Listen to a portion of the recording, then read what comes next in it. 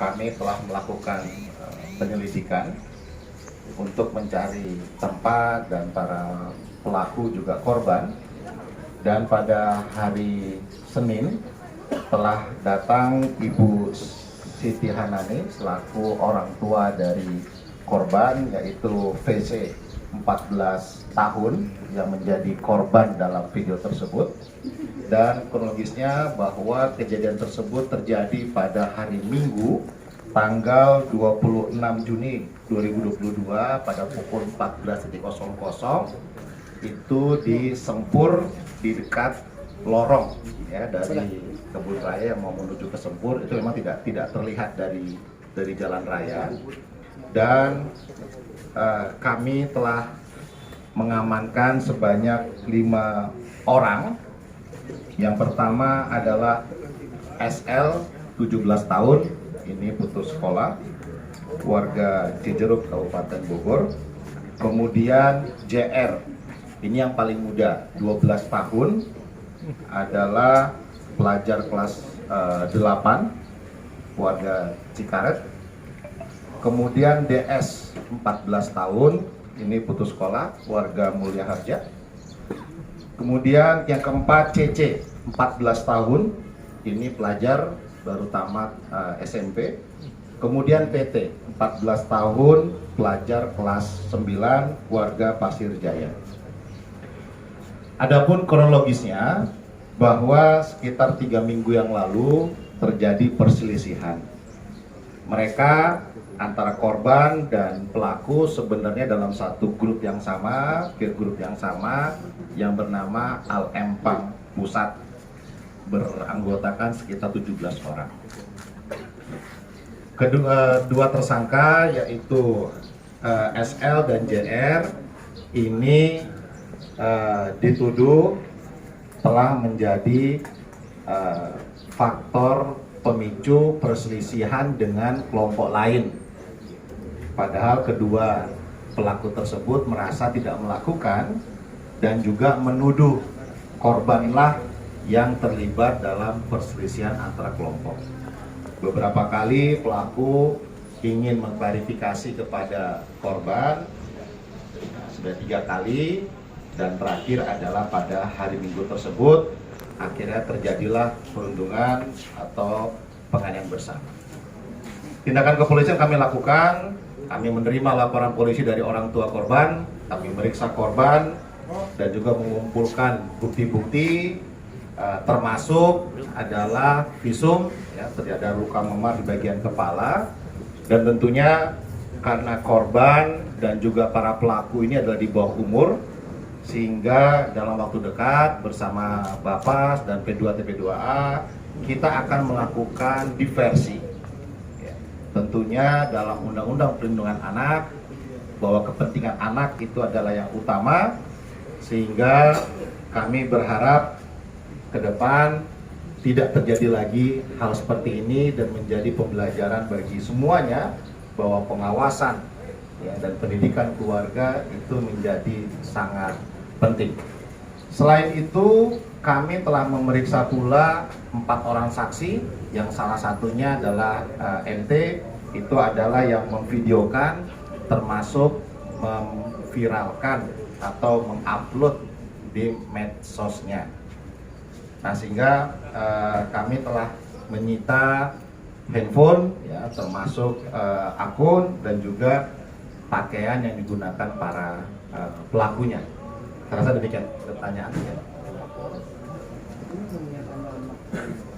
Apakah upaya hukum itu akan dihentikan atau mungkin ada pendekatan lain seperti restoratif justice? Baik, untuk istilahnya adalah ABH, anak berhadapan dengan hukum ataupun permasalahan-permasalahan terkait dengan anak, ada proses diversifikasi, musyawarah, ada restoratif justice yang akan kami lakukan, termasuk konseling secara psikologi bagi para pelaku, termasuk juga pada korban sebagai trauma healingnya, sehingga kita berharap bahwa karena anak-anak ini ya masih bisa dilakukan pembinaan, masih bisa dilakukan pendidikan kepada mereka untuk tidak melakukan hal-hal seperti ini. Lalu Alempang ini terafiliasi juga dengan geng motor yang kemarin tanda tangan ini. Alempang ini adalah istilah mereka, gitu ya. Hanya peer group 17 orang, mereka membuat kaos dan sebagainya. Ini adalah kelompok mereka bermain, kadang-kadang jalan-jalan berputar kota dan sebagainya menggunakan kendaraan bermotor. Memang umumnya adalah anak-anak remaja wanita. Jadi tidak terafiliasi ke geng motor? Tidak, sementara ini kami belum mengindikasi terkait dengan geng motor dan sebagainya. Dan tentunya kasus ini juga akan kami kembangkan terkait dengan kejadian pada saat 3 minggu yang lalu ya, yang menjadi akar permasalahan semuanya, gitu ya. Kalau sedikit Pak, ini kan TKP-nya itu di taman Pak, ya? Apakah tidak ada pantauan dari Pak Ranger atau betul? Ya, itu adalah di trotoar ya, di trotoar yang tempatnya itu agak di bawah dari jalan. Memang pelaku ada 3 tempat ketika mereka melakukan perundungan terhadap si korban, tetapi yang direkam itu adalah di dekat lorong ya, di dekat terowongan dari Kebun Raya menuju ke Sempur yang memang tidak terlihat oleh masyarakat umum atau terpantau oleh CCTV dan sebagainya. Gitu ya, ini adalah barang buktinya, silakan Pak di ini aja. Ya kata aja, angkat Pak. Ya. Ya, oke.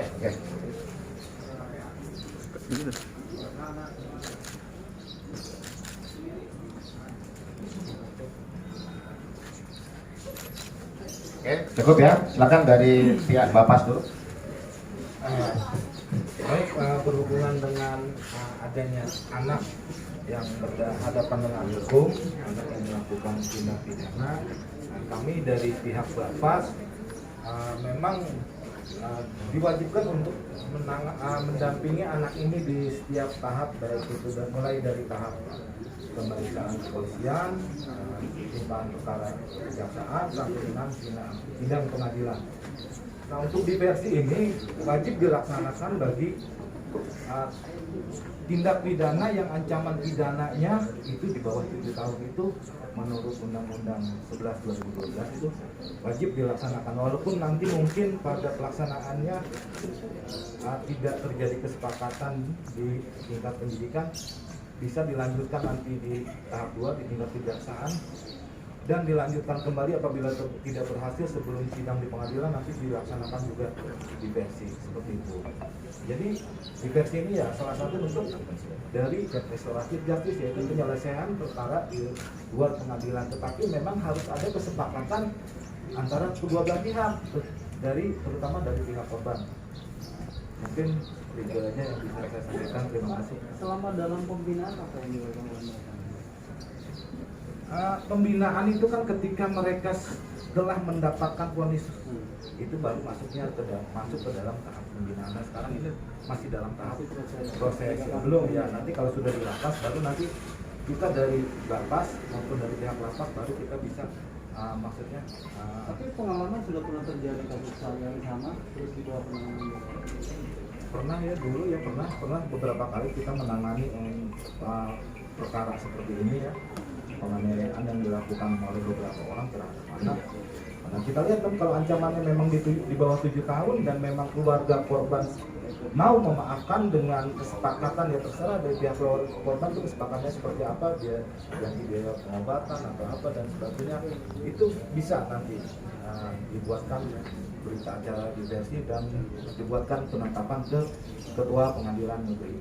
Oke ya, silakan dari kedua. Assalamualaikum warahmatullahi wabarakatuh. Kalau dari P2 TP2A sendiri atau sekarang dari bentuk UPTD PPA, kita sekedar untuk konselingnya, khususnya untuk korban, untuk trauma healingnya, dan kalau untuk si pelaku mungkin bisa kita edukasinya aja, seperti itu aja. Trauma healingnya seperti apa Pak? Bisa dijabarkan? Mungkin bisa kita cek dulu dari psikologinya dulu. Paling itu nanti baru setelah kita mendapatkan hasil, baru kita bisa tentukan seperti apa tindakan apa yang akan kita lakukan nanti. Nah, Kondisi anak hari ini seperti apa Pak? Sudah ada pendekatan? kalau kondisi anak kita masih belum penggalian lagi, masih penggalian secara dalam lagi seperti apa nantinya akan akan kita lakukan ke depannya nanti. Sudah ketemu dengan keluarga korban? Kenapa? Sudah ketemu dengan keluarga korban? Hari ini insya Allah Oh, kita lakukan. Baik. Baik ya teman sekalian, saya rasa itu yang bisa kami sampaikan. Sampai dengan saat ini kami tidak melakukan penahanan terhadap para tersangka. Kami serahkan dalam pengawasan orang tua dan wajib lapor tentu dalam rangka proses diversifikasi yang akan kami laksanakan. Sekali lagi, hak-hak anak harus kami perhatikan baik itu bagi pelaku ataupun bagi korban. Terima kasih. Mohon pada orang tua. Tentunya kami mengimbau semuanya bahwa kembali bahwa anak, pendidikan anak oleh keluarga, pengawasan oleh keluarga, termasuk peer group yang mereka bentuk, tentunya membutuhkan kepedulian kita semuanya, lingkungan, agar tidak terjadi hal-hal yang menurut mereka itu biasa, menurut mereka itu menjadi sebuah tren yang bisa diviralkan dan sebagainya, padahal itu adalah merupakan perbuatan melanggar hukum.